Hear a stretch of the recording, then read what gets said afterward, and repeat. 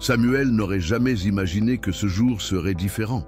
Ce n'était qu'une livraison parmi tant d'autres, dans son service d'été épuisant, sous le soleil brûlant de Paris.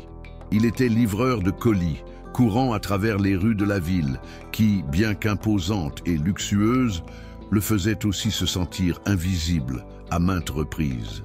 Dans ses mains, un colis portant l'étiquette de l'une des adresses les plus prisées de la ville, l'élégant centre commercial du Marais, un quartier qui représentait le summum de la sophistication parisienne. Mais Samuel connaissait déjà cet endroit et savait à quoi s'attendre. Indifférence, mépris et parfois humiliation. Il ignorait cependant qu'aujourd'hui, cela prendrait des proportions encore plus douloureuses. Lorsqu'il entra dans le centre commercial, l'atmosphère était étouffante, comme si l'opulence qui l'entourait étouffait l'air. Le sol en marbre scintillait à chaque pas des clients qui se pressaient, affichant leurs vêtements. Goûteux, Samuel était habitué à cette sensation comme un poisson hors de l'eau, mais il la supportait la tête haute. Il s'était habitué à travailler dans un environnement où, pour la plupart, la haute société ne se souciait pas de sa présence, le considérant simplement comme un service.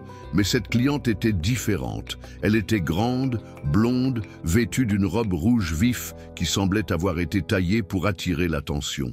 Son regard méprisant lui parut cinglant, et lorsqu'il la vit, approchée, il sentit un frisson lui parcourir le dos, comme si quelque chose de grave allait arriver.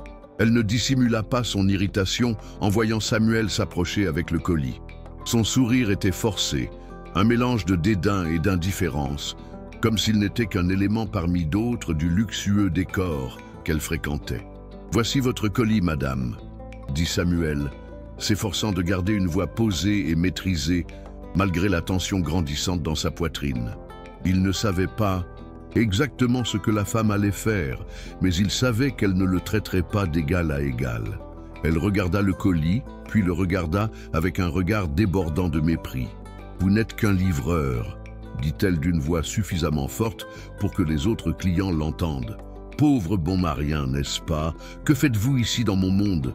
Ces mots étaient tranchants, comme des couteaux, et Samuel en sentit le poids comme s'ils avaient été transpercés dans son âme.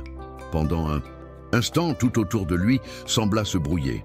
Le bruit des conversations, les pas pressés des clients, le bruit de la climatisation, tout disparut, et il n'entendit plus que sa propre respiration. Samuel ferma les yeux une seconde, essayant de garder son calme. Il savait ce que beaucoup attendaient de lui, une réaction. Un geste, un regard, quelque chose qui serait considéré comme une provocation ou un affront. Mais il ne voulait pas lui faire ce plaisir. Au lieu de cela, il resta silencieux, la regardant droit dans les yeux, les muscles tendus, les mains moites. C'était une épreuve qu'il sentait devoir passer seul, sans aide, sans soutien, comme toujours. Le regard de la femme resta fixé sur Samuel, comme si elle s'attendait à ce qu'il s'humilie, recule devant ses paroles. Mais il n'en fit rien. Au contraire, il la fixa avec un calme surprenant, essayant de dissimuler la colère qui montait en lui.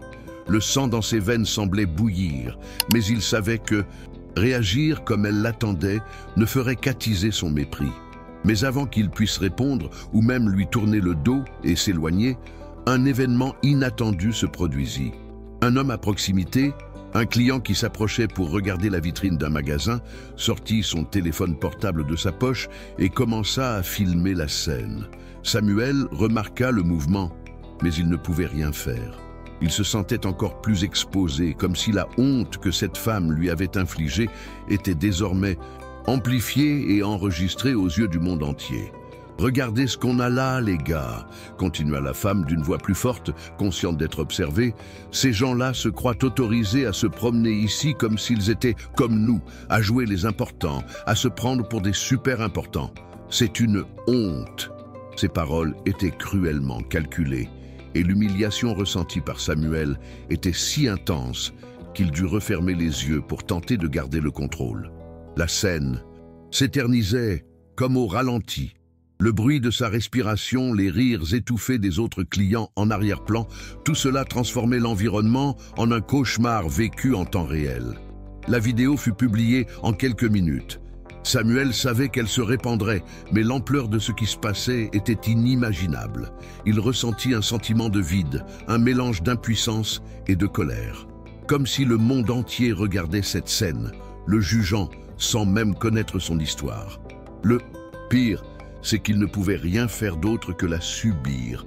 Il n'était qu'un simple livreur, un visage inconnu pour la plupart des gens, et c'était peut-être précisément ce que cette femme voulait prouver. Sa supériorité, sa capacité à soumettre quelqu'un comme lui. Le téléphone portable de l'homme qui filmait, jusque-là braqué sur lui, semblait maintenant être un objectif qui se concentrait sur chacun de ses faits et gestes, faisant de lui le centre d'un spectacle répugnant et humiliant.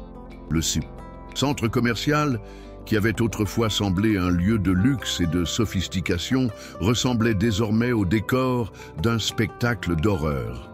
Ces gens, autrefois si distants, si élégants, n'étaient plus que des figures dans un décor d'intolérance et d'inégalité. Samuel ressentait le poids de chaque regard porté vers lui. La honte commença à l'envahir, mais il s'efforça de maintenir sa posture. Il pensa à sa mère, à la façon dont elle lui avait toujours appris à ne pas s'incliner devant les autres, à ne pas laisser la douleur prendre le dessus.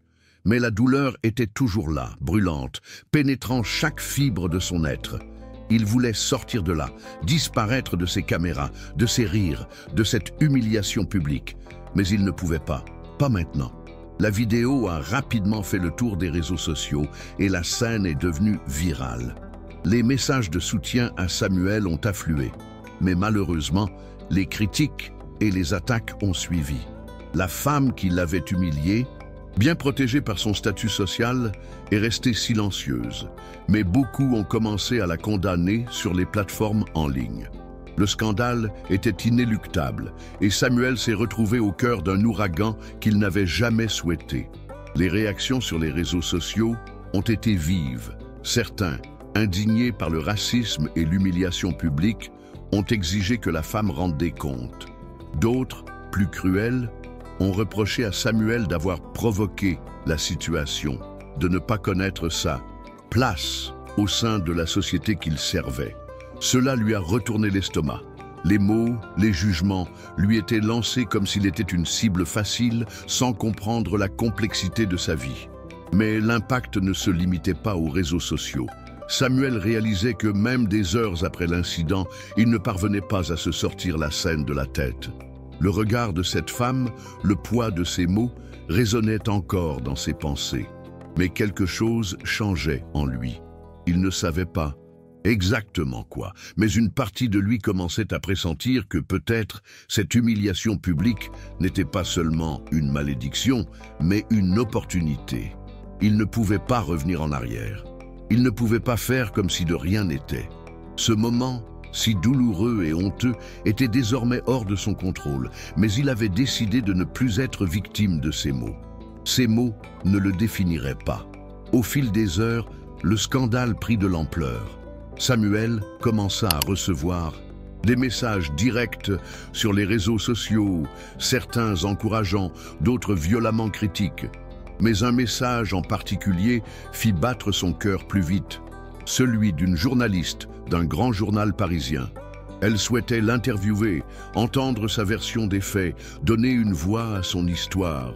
Samuel hésita d'abord, le corps encore tendu par la honte de ce qui venait de se passer. Mais quelque chose en lui le poussait à accepter. Il savait que cela pouvait être un tournant, une chance de transformer l'humiliation en quelque chose de plus profond, quelque chose qu'il ne pouvait même pas encore imaginer. L'interview était prévue pour le lendemain, dans un simple café, loin des caméras et du luxe du centre commercial du Marais. Samuel arriva en avance, nerveux, luttant encore contre l'avalanche d'émotions qui l'envahissait. La journaliste, une femme aux cheveux courts et au regard attentif, était accueillante et, contrairement à la femme du centre commercial, semblait disposée à l'écouter sincèrement. Elle posa des questions respectueuses sur sa vie, son travail, son ressenti face à ce traitement. Samuel parla de son enfance difficile, de son éducation à ne se soumettre à personne, mais aussi à ne pas se laisser consumer par la colère. Il évoqua les journées de travail épuisantes, la chaleur de l'été parisien et comment cet incident n'était que le reflet d'un racisme structurel qu'il avait toujours ressenti sans jamais avoir eu le courage de dénoncer. Après l'interview, les choses ont commencé à changer d'une manière inattendue pour Samuel. L'article du journaliste a été publié le lendemain et il est devenu, d'une certaine manière, le protagoniste d'un débat bien plus vaste sur le racisme, les classes sociales et les inégalités dans les quartiers les plus chics de Paris. L'article détaillait l'humiliation subie, mais soulignait aussi son courage à affronter la situation avec dignité, sans céder à la haine qu'on tente souvent d'inculquer aux victimes de discrimination. Les réseaux sociaux ont été inondés de soutien, mais surtout, son histoire a trouvé un écho auprès de personnes qui n'auraient peut-être jamais imaginé ce que cela pouvait être d'être traité de cette façon. Samuel est devenu un symbole de résistance silencieuse, quelqu'un qui, même sans crier, a fait entendre sa voix. Le changement était subtil, mais réel. Les gens ont commencé à interpeller Samuel dans la rue, dans les cafés, et même sur son trajet de travail pour lui dire qu'ils étaient avec lui, qu'ils le respectaient et le soutenaient. Il n'aurait jamais imaginé que cela arriverait. Lui, qui n'était autrefois qu'un simple livreur dans la foule, avait désormais une présence, une identité qui transcendait son travail. Quelque chose en lui s'était libéré. Il n'était plus une ombre dans les couloirs de ces centres commerciaux de luxe. C'était quelqu'un avec une histoire qui touchait les gens, quelqu'un dont l'expérience ne pouvait être ignorée. Certes, la peur et l'insécurité étaient toujours là, mais il sentait désormais qu'il avait une cause qui valait la peine d'être défendue. Les mois passèrent et Samuel prit un nouveau tournant. Les répercussions de cet incident du centre commercial du Marais, qui semblait au départ être sa plus grande humiliation, marquèrent un tournant dans son parcours. Il continua son métier de livreur, mais avec une vision différente du monde. Ceux qui le connaissaient commencèrent à le considérer comme plus qu'un simple livreur. Il commença à être respecté, non pas pour sa profession, mais pour le courage dont il avait fait preuve en dénonçant ce que beaucoup préféraient ignorer. Ce scandale, qui semblait au départ être une grande souffrance, devint sa plus grande force. Par une froide matinée d'hiver, Samuel fut convoqué à un événement organisé par un collectif qui abordait les questions d'inégalité raciales et sociales. Lui, qui s'était auparavant senti invisible, était désormais présent, s'exprimant devant un public attentif. Il partagea son histoire, les émotions encore vives dans sa mémoire. Il ne s'agissait plus de l'humiliation subie, mais du changement que cet instant avait apporté dans sa vie. Il raconta comment, au lieu de se laisser consumer par la honte et le racisme, il avait utilisé la douleur pour alimenter son combat pour plus de justice et de respect. Et, dès que ces mots sortirent de sa bouche, il comprit que, ce jour-là, il ne parlait pas seulement pour lui-même, mais pour tous ceux qui, comme lui, avaient été réduits au silence et déshumanisés. À la fin de l'événement, Samuel quitta la scène avec le sentiment d'avoir trouvé un nouveau but. La souffrance, l'humiliation et la honte qu'il avait connues dans le centre commercial du Marais n'étaient plus les chaînes qui le liaient. Il les avait surmontées. Et d'une certaine manière, le monde qui l'entourait, qui lui avait autrefois semblé si vaste et indifférent, semblait désormais à sa portée. Et si cette histoire t'a touché, n'oublie pas de liker la vidéo. Dis-moi en commentaire ce que tu as ressenti. Je lis tout, vraiment. Abonne-toi à la chaîne pour ne pas manquer les prochaines histoires. Et surtout, partage cette vidéo avec quelqu'un qui en a besoin aujourd'hui. Ici, dans Histoire de vie, chaque témoignage est une lumière. Et ensemble, nous formons les gardiens de l'histoire. À très bientôt pour une nouvelle histoire.